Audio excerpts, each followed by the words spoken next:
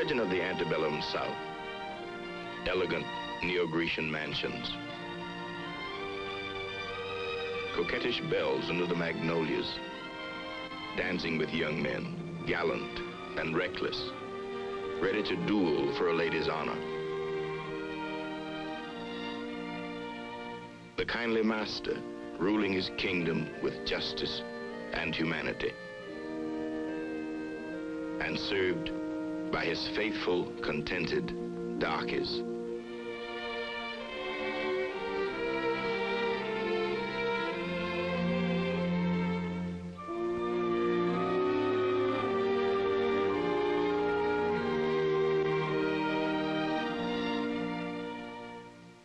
My name is Ossie Davis.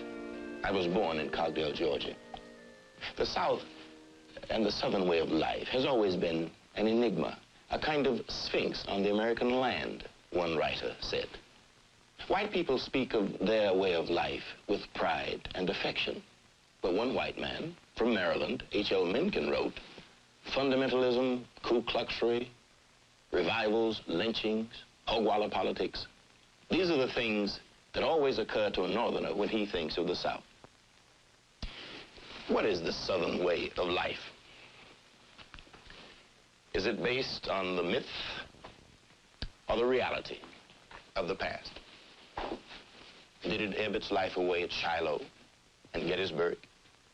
Or does it still live for the 43 million whites and 11 million Negroes who live there today? I love the South, a man said in 1958. I don't choose to live anywhere else. There's land there where a man can raise cattle. That's what I'm going to do someday. There are lakes where man can sink a hook and fight the bass. There's room there where my children can play and grow and get to be good citizens. Medgar Evers, a Negro, said that. Our program in the History of the Negro People series deals with the life of the Negro in the South, in the past and in the present. The past is never dead, William Faulkner wrote. It is not even past. This is Oxford, Mississippi, where the past is preserved in granite monuments that record a tragic and glorious history. But in Oxford, the past lives beyond images etched in stone. It survives in the memories and in the myths of its people. Yet Oxford is an ambitious community facing the promise and the problems of the 20th century. Perhaps Oxford can best be described by its mayor. Oxford consists of some fine people, both colored and white. It's a town of about 6,000 people, people that like to tend to their own business, and they like to try to help in every way possible in the civic affairs, in the church affairs, and try to build a better community. Oxford is, in my opinion, is one of the finest little communities to raise a family. We've been used to more or less a segregated life. This is something that that our colored people here are adjusted to. They are happy and they're well satisfied. A lot of them depend largely upon the white. And I would like to say this, that the white people here depend largely on them for help and so on. And they will go to their aid. That's what the colored people like. They like someone that if they get in trouble, or sickness, or that church should burn or something, the white people here step in and they help them out, and the colored people appreciate it. There are 1,600 Negroes in Oxford, mostly unskilled. There are few jobs except as janitors, cafeteria, and yard workers. In the Negro quarter, large families live in 2 and 3 rooms.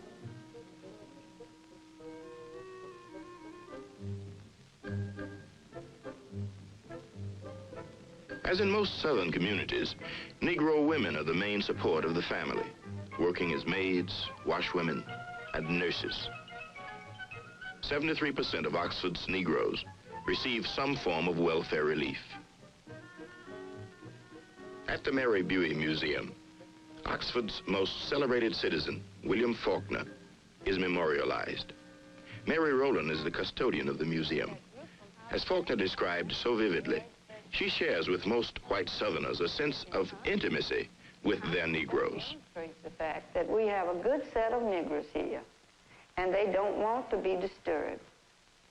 They really are. I have one that I just love. She nursed my children for about 6 years, and I wouldn't have her want for a thing if I found out that she needed something. And I was right amused when my daughter from Arlington, Virginia came down. She was one of the children that Missy had nursed. And I got my son to drive us out to see Missy. And she had also nursed him. And his little boy was in the car with us. And when Missy came out, she said, "Look at my children." And she put her arm right around William's shoulder. And the little boy just looked up at her, you know. He didn't know what to make of it. And I said, "Listen, Billy, she was a mother to him for a while. I tell you, she helped nurse him." And so that's the association we had with them, and I presume there's still some good ones around. Of course, there are some getting some ideas, and that's all right. That's progress. But we've got some mighty good darkies here. Progress in the South has always been measured by the darky and by cotton. First there was tobacco, rice, and indigo to be worked. But by the end of the 18th century, there was a severe depression. Slavery seemed doomed. Then, in 1793, the invention of the cotton gin. Cotton could now be mass-produced, and an economic boom was in the making. Black hands and black backs were needed again to support a land. Who else could work so hard, so long, and so cheaply? But there were dangers in the system. Slaves could run away, or fight, or kill. And so, black codes were established that declared slaves were not persons, but property. These chattels could not leave the plantation without authorization. They could not visit the homes of whites or free Negroes. And for those who had the courage or the foolishness to defy the code, there was the whipping post, branding, prison, or death. As the country moved toward war, white men had established a moral system to meet their needs. At the heart of it was a belief in the Negro's natural inferiority. Slavery was declared not only an economic, but a social good. South Carolina's governor said, "In all social systems, there must be a class to do the menial duties, to perform the drudgery of life.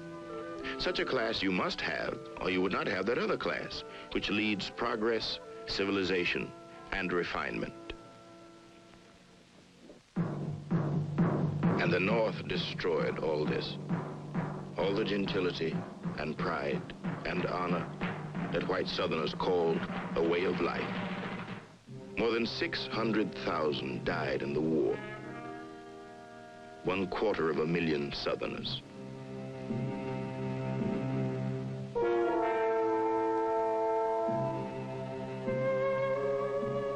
Black men also fought and died.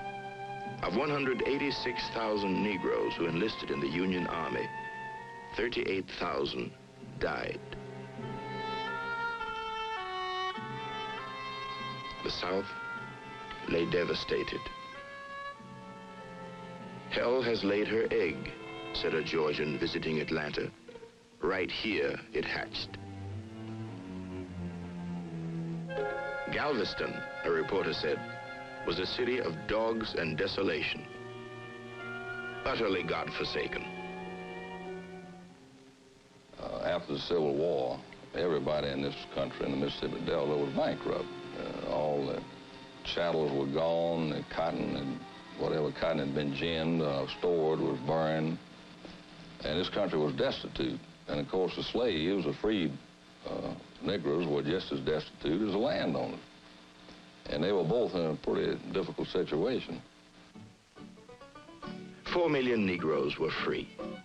Free under the Federal Reconstruction Acts for the first time to own their own homes.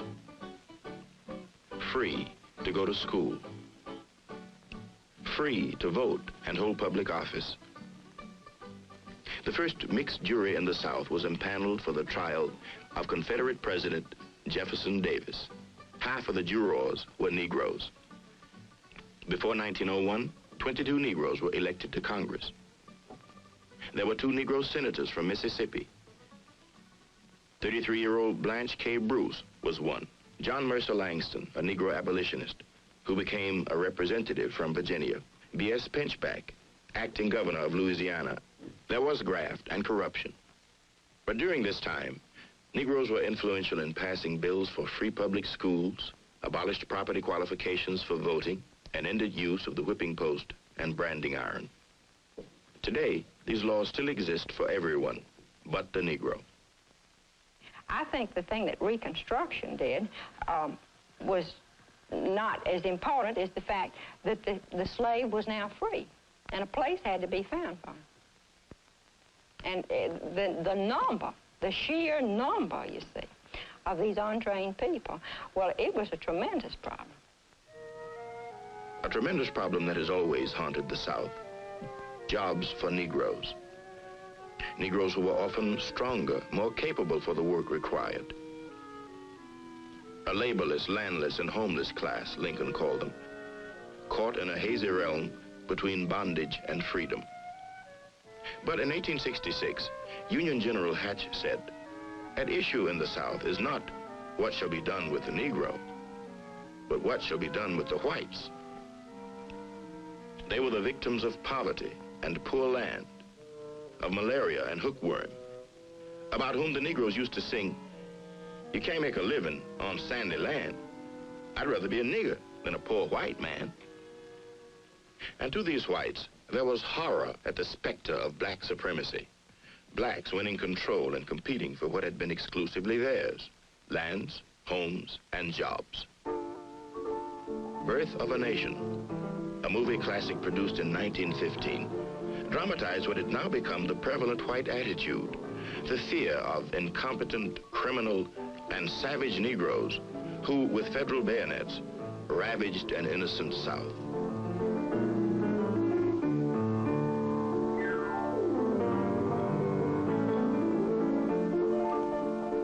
And so, to save the South, the Ku Klux Klan organized in 1865. On horseback with guns, sword, and the cross, they terrorized Negroes and their sympathizers with violence, arson, and murder.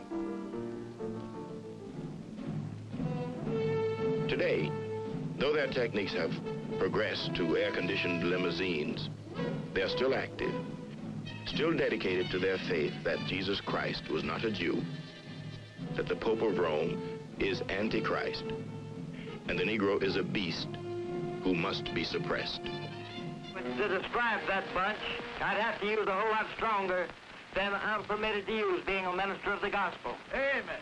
They go into the auditorium of the gymnasium for the after football game dance. Then comes along one of the nigger football players, and they all go piled in there together like that you are here tonight, just like a bunch of OICs and Berkshire hogs all trying to loosen a lot together. They go in there and they get to rubbing around, smelling that vanilla flavoring. Could you conceive the idea of your fair-skinned daughter, her dancing partner be tagged on the shoulder by some burr-head, liver-lip, goat-smelling, eight-faced nigger?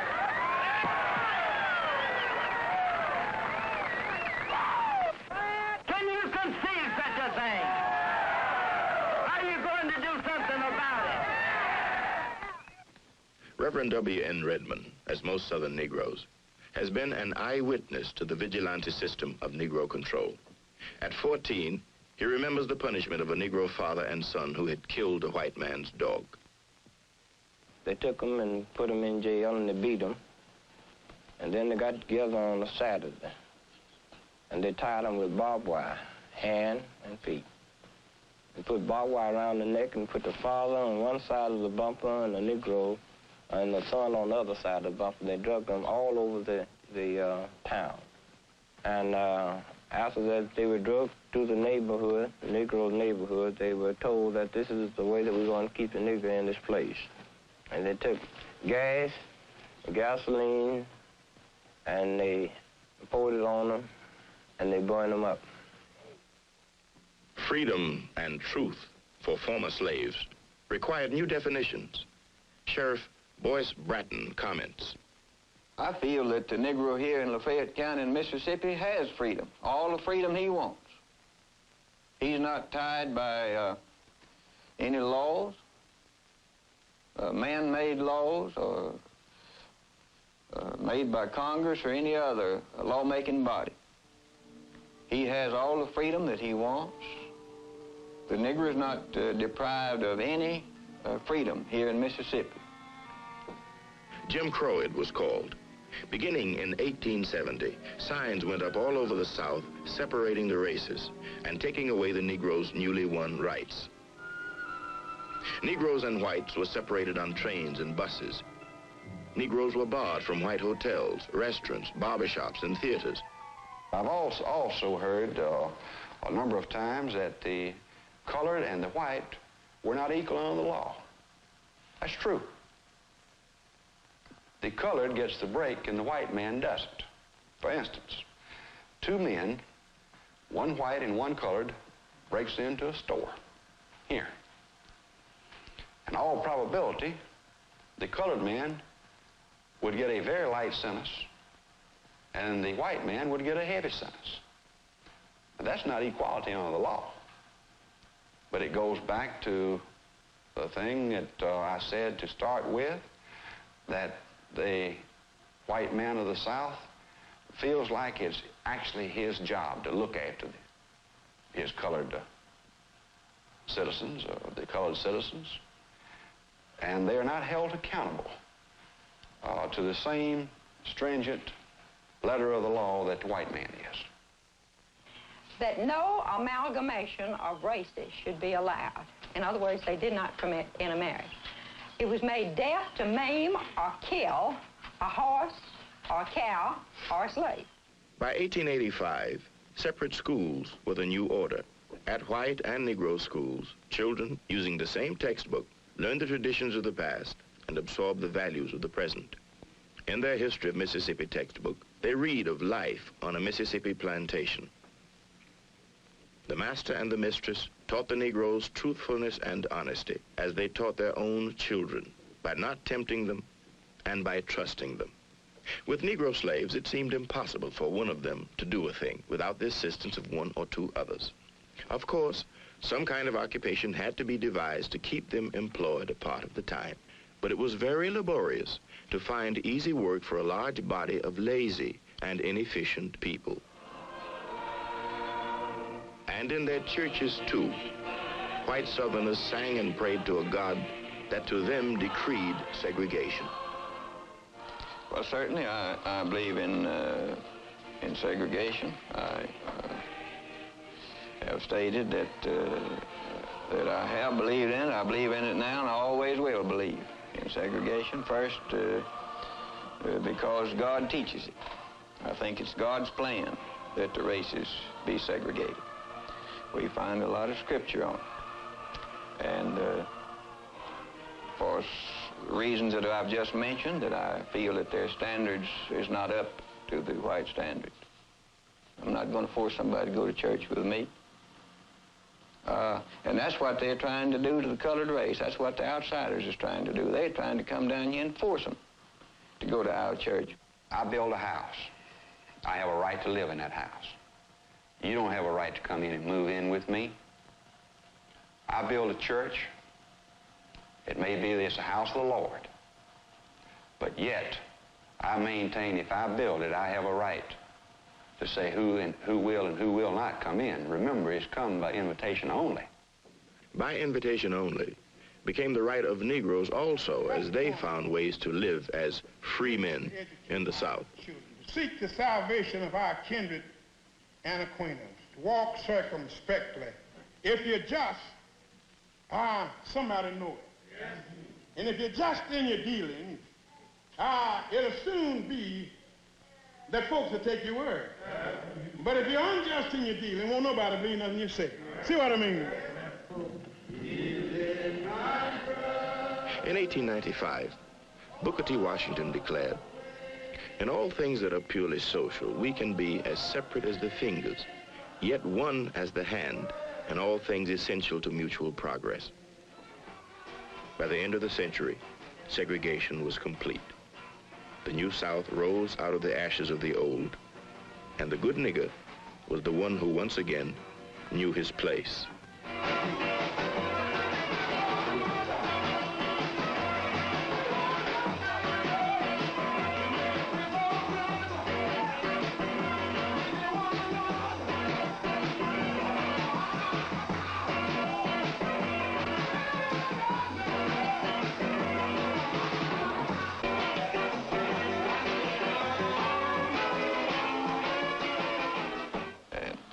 But as a rule, they are a very happy people. A large percent of them do not worry because they know that they're going to be taken care of. I've had a number of them to remark to me that, well, they know Mr. Brown and Mr. Jones, Mr. Smith's going to take care of us. They know that. They know that they're not going hungry. And they're not going to need for clothes as long as they'll work and do halfway right. They know that they're going to be taken care of. So they have no worries. White folks were so good to me till when I got sick and disabled to work, they just come in and bring me something to eat, clothes, done everything. Fed me, clothed me, and I had a house full of children, and they fed my children. Yes, sir, I've been working all of my life, and the white folks raised me. Misters, I tell you the truth, I don't know what in the world I'd do without white folks. Now, that's the truth. And misters, I'm just a white folks nigger. I'm a nigger, and all of my children's a nigger. And all this community in here of Mississippi recognize, appreciate it, and work for the white folks. The Negro is not a part of my family. As a result, I don't elect to have him sit and eat with me. As a result, I don't elect to have him belong to a club that I may belong to. I don't elect to... For Judge Obar, as for most Southern whites, out of the past has come a philosophy he calls the Southern way of life. The Negro and his place is at the heart of it. This is the way it has been. It's the history of the South. It's because we've been brought up like this. We have been taught like this. And we teach our children like this. And they'll teach their children like that. I think it is a matter that has been history all down through the years and will remain history. Well, I guess it's just plain born in us, instilled in us. In spite of the fact that you have great respect for some Negro individuals, respect them as people, and not just as a servant. There is some physical revulsion, I think, that the skin is dark. And I guess it's just something that we are so familiar with, it's just impossible, really, to overcome it. For 11 million Negroes in the South, there is also a Southern way of life. But rarely have they been asked for their interpretation. Well, the white man fears this, that if the Negro get equal education, that he will be out of his reach to do the job that he heretofore have done for him, and he figured that he was going to have to pay the Negro equal salary that he would have to pay the other boy, which actually is not the skin of the Negro that the white man dreads. It's the Negro is going to demand the dollar that the white man demands. The Southern way of life for the Negro woman means that she is addressed all the time by her first name, or she's called auntie, or she's called girl by the other race. And the Southern way of life often means that our children wear some of the things that have been given by others. Now, a lot of times these are good things and they are highly appreciated. And the Southern way of life means that you can purchase food from a side entrance or a back entrance, or you can get someone to fix something for you to carry out. The Southern way of life means that you are to say yes ma'am and yes sir and no ma'am and no sir. Sometimes that's expected even down to the teenagers. In order to segregate the Negro, we essentially must segregate ourselves, you see. You cannot enslave, if you want to use that word, or hold down or discriminate against someone else without in turn having the same thing happen to yourself. The changes that will happen as they go along will release us, free us, if you will, so that we can have a much broader perspective on human responsibility and human dignity and human rights. Whereas before we thought in terms of white only, we will be able to think in terms of all men. We live in hope. We have faith to believe that the good things that we hope for as human beings and as God's children will finally come to pass. So that's a part of my Christian life here in the way of life here in the South. Oh, touch me, Lord. Touch me, Lord. As we moved into the 20th century, for the older generation of Negroes, there was often only patience and faith in a better future. But in the middle of the 20th century, for the younger Negroes, something else was stirring. Something that would change the South and the Southern way of life. Something that was a long time a-coming and was too explosive to contain. Touch me, Lord. I want to be home.